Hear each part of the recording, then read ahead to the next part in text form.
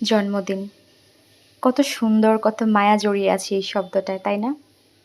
আজকে আমার ছোট্ট টুনটুনি মেয়েটার জন্মদিন।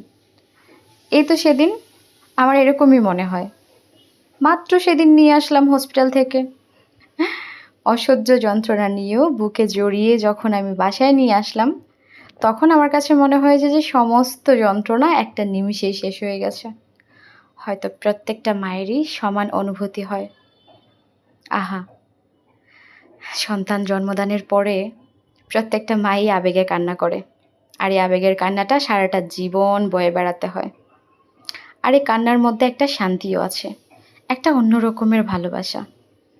যেদিন থেকে মা হয়েছি সেদিন থেকেই বুঝতে পেরেছি মাতৃত্ব কত সুন্দর, কত ভয়ঙ্কর রকমের সুন্দর, কত স্নিগ্ধ।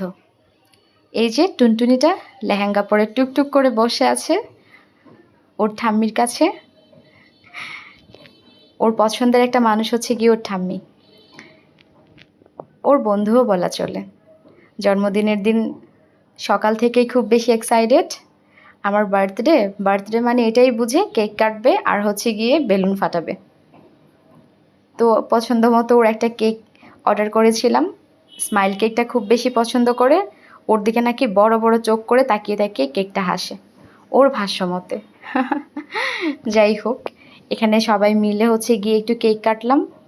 মেয়ের আনন্দটাই আমার কাছে সব কিছু। প্রত্যেকটা বাবা মায়ের কাছে তার সন্তানের আনন্দ সব কিছুই হয় সেম। এই আনন্দটা আসলে কারোর সাথে ভাগ করার মতো না, খুব বেশি আবেগ জড়িত, সেই সাথে স্বচ্ছ মনের ভালোবাসা। দেখতে দেখতে 1, 2, 3 করে 6 থেকে 6টা বছরে পা রাখলো।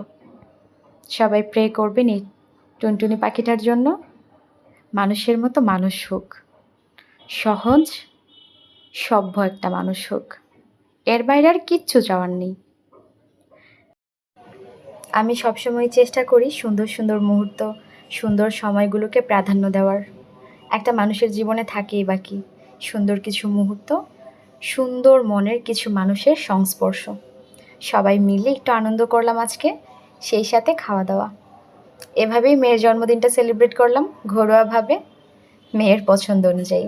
আজকে এই পর্যন্তই। যে যেখান থেকে দেখছেন সবাইকে অসংখ্য ধন্যবাদ।